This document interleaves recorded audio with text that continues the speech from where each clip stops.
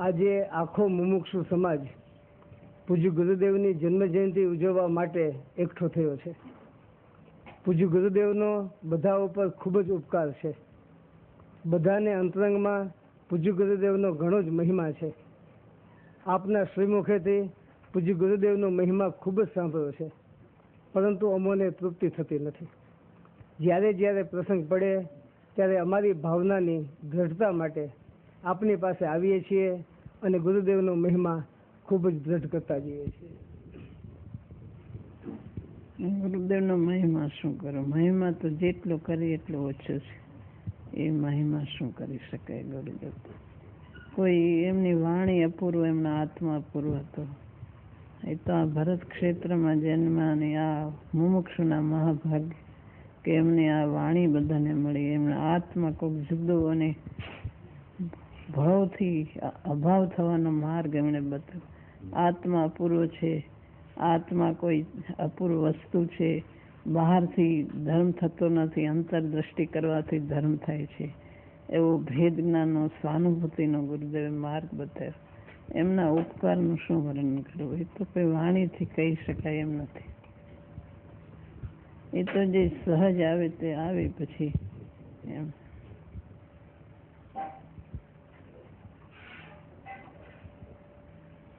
સ્વાધ્યાય મંદિરમાં આ વખતે આવ્યા, પૂજ્ય ગુરુદેવના જીવન દર્શનના ફોટા જોતા ગુરુદેવનું આખું જીવન કેમ જાણે તાદૃશ્ય થતું હોય એવું લાગ્યું. અને આપે એ બધા ફોટાનું જે રીતે આયોજન કર્યું છે એટલે તેના ભાવો જાણવાની અમને ભાવના છે. તો આખા બધા ચિત્રો છે બધા ચેતનવંતા બની જશે.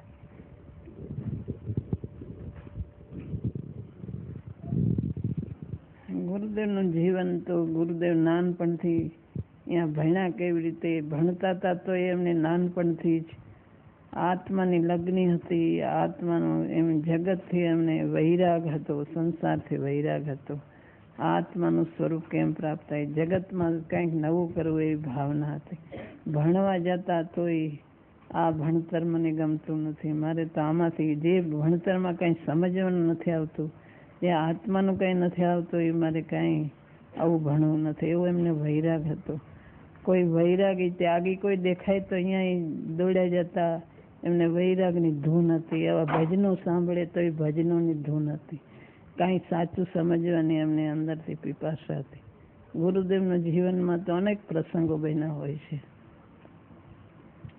એવું અનેક જાતનું એમના જીવનમાં તો એ તો શું કહી શકાય. ગુરુદેવ અપૂર્વ જ હતા. નાનપણથી એમને વૈરાગની ધૂન હતી. ત્યાં પાલેજમાં એ વાંચતા તો જાણે ક્યાંય પાલેજમાં એમ દુકાનમાં રસ નહોતો, કાંઈ શાસ્ત્રો વાંચવા બેસતા તો એક બાજુ શાસ્ત્ર જ વાંચ્યા કરતા, એમ દુકાનમાં રસ પડતો નહોતો. અને આ સંસાર છોડીને દીક્ષા લેવી એમને વૈરાગની ધૂન હતી. નાટક જોવા જ ગયા તો નાટકમાં એક આખું કાવ્ય બનાવ્યું હતું કે શિવરમણી રમનાર તું હી દેવનો દેવ, એ આખું ગાયન બનાવ્યું હતું. એમાંથી 2 લીટી જ બાકી રહી ગઈ હતી. એવી વૈરાગની ધૂન એમને હતી. દીક્ષા લેવા માટે આ સંસાર છોડી દેવો છે, આ સંસારમાં કાંઈ નથી. ને ગુરુ શોધવા માટે હિન્દુસ્તાનમાં મારવાડી સાધન કોઈ કેટલાક સાધુને મળ્યા. એમાંથી હીરાજી મહારાજ એમને ઠીક લઈ એમણે દીક્ષા લીધી. એ દીક્ષામાં એ સંપ્રદાયમાં કેટલાય વર્ષો આત્માની વાતો જ એમણે કરી છે.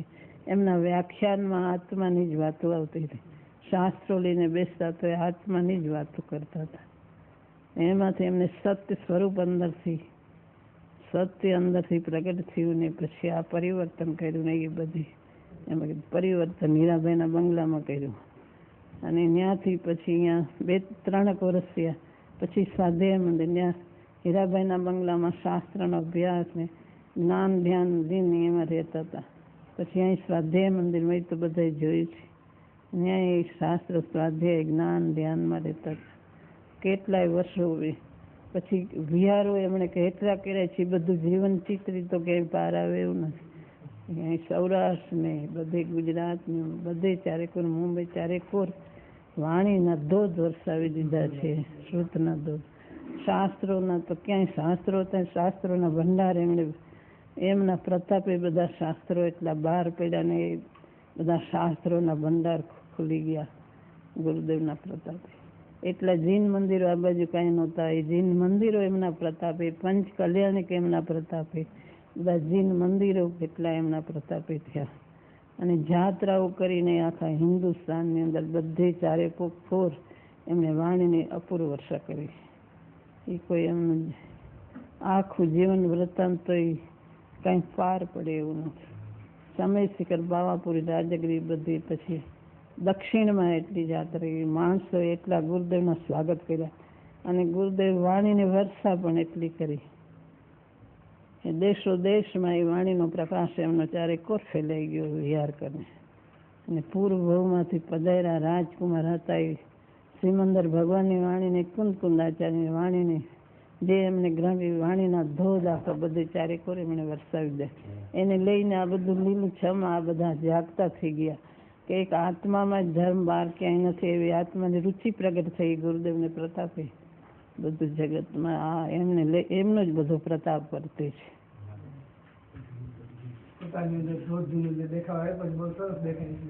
એમને ધોધ, વાણીના ધોધ વરસી ગયા, કોઈ અપૂરી ધોધ.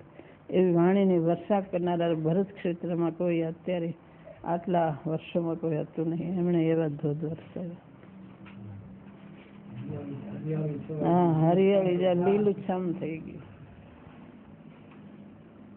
ભગવાન પછી સૌરાષ્ટ્રની ભૂમિની અંદર મળીએ તો ગુરુદેવને નિમિત્તે જ આખો તત્વનો પ્રચાર, તત્વનો પ્રચાર એ ગુરુદેવનો પ્રતાપ એ થયો છે. આવી રીતે બધા સમાજમાં આટલી વાણીના ધોધ વરસાવનાર આ કાળની અંદર આ ગુરુદેવ કેટલાય વર્ષોમાં ગુરુદેવ ભાગ્યા એ ભરતના ભાગ્યથી. બીજા તો કેટલાય પ્રસંગો એમના જીવનમાં એમની ગુરુદેવની હાજરીમાં બધા આ ધવળ શાસ્ત્રો, બધા કેટલા શાસ્ત્રો, હજારો શાસ્ત્રો બહાર આવ્યા છે. સમયસર નહીં તો બધા કેટલાય છપાણા અધ્યાત્મના બધા શાસ્ત્રો એમના પ્રતાપે બહાર આવ્યા છે. એટલા જીન મંદિરો બધું એમના પ્રતાપે. આ બધા આ બાજુના તો કાંઈ જાણતા નહોતા, મંદિર કે કાંઈ અધ્યાત્મની વાત કોઈ જાણતું નહોતું. એટલું નહીં, ઓલી બાજુમાં બધા ક્રિયામાં પડેલા હતા. એ બધાની દ્રષ્ટિ અધ્યાત્મ તરફ કરાવનાર ગુરુદેવ જ છે.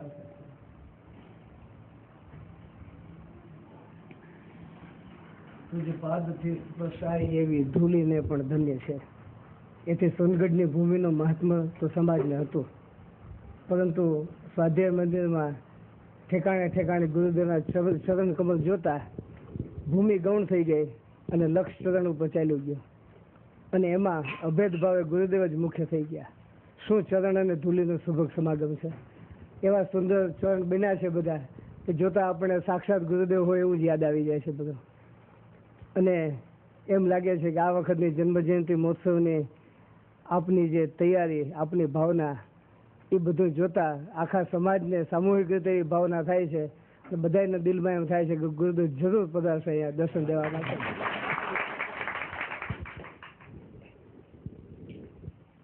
બધું કુદરતી ગુરુદેવના પ્રભાવના યોગ્ય એવા વિચારો આવ્યાના બધું થઈ ગયું છે.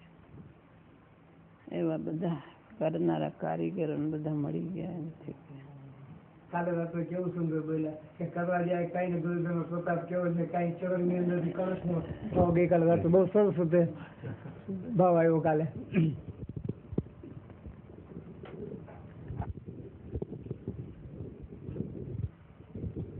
બધું કરતા કરતા થઈ ગયું. કમળ ને પગલા ને વચ્ચે આમ ઊંચું ને બધું ચિત્રો એ કરતા કરતા કરતા કરનારે હરખું મળી ગયું. એટલે બધું એવું થઈ ગયું.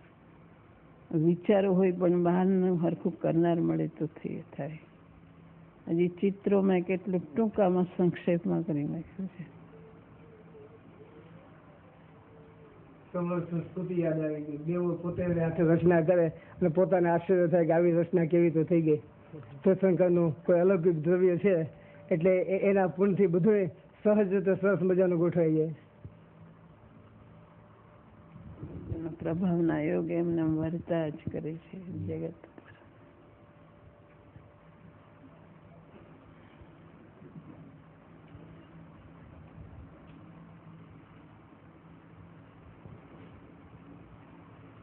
ગુરુદેવે માર્ગ બતાવ્યો, ભેદ જ્ઞાન પ્રગટ કર, સ્વાનુભૂતિ કર.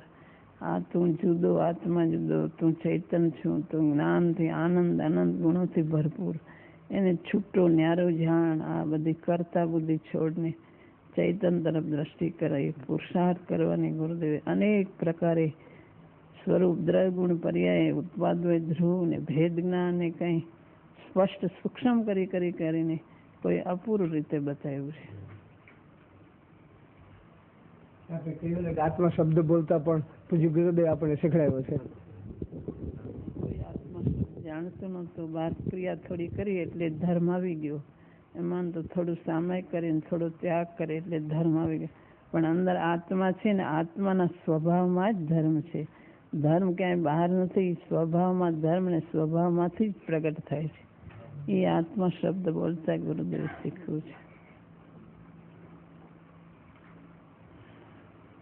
બીજા બહારના કેટલાક ક્યાંક ધર્મ બહાર ગોતતા હોય છે કે ક્યાંક ધર્મ બહારથી મળે, તો ગુરુદેવે માર્ગ તો યથાર્થ બતાવી દીધો. પુરુષાર્થ કરવાનો પોતાને રહે છે કે તું આ રસ્તે જા, આ તું ચૈતન્ય ઓળખ, એને ગ્રહણ કર, ભેદ જ્ઞાન કરે. માર્ગ બતાવ્યો પછી પુરુષાર્થ કરવાનો રહે છે. એ માર્ગ બરાબર બતાવી દીધો. આપણે કીધું છે કે વિતરાગ માર્ગની અંદર તો ડગલે ને પગલે પુરુષાર્થની જરૂર પડે છે, એના સિવાય ક્યાંય ચાલે એવું નથી.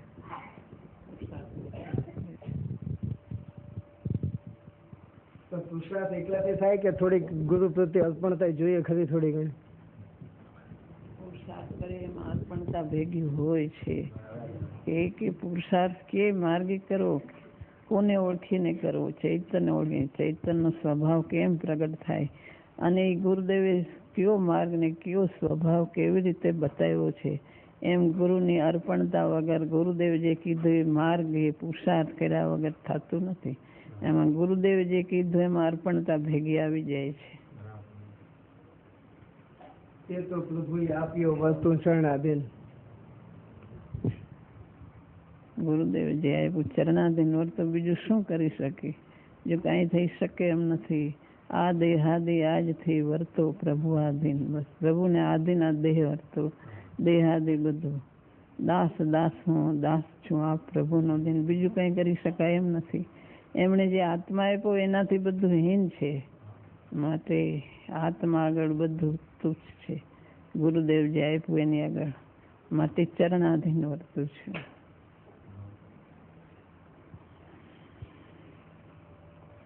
ગુરુદેવની સાતિશય વાણી ને એમનું અતિશયતાવાળું જ્ઞાન ને એમનો આત્મા અતિશયતાવાળો, એ આ પંચમ કાળમાં પધાર્યા, એ આ કોઈ અહોભાગની વાત છે.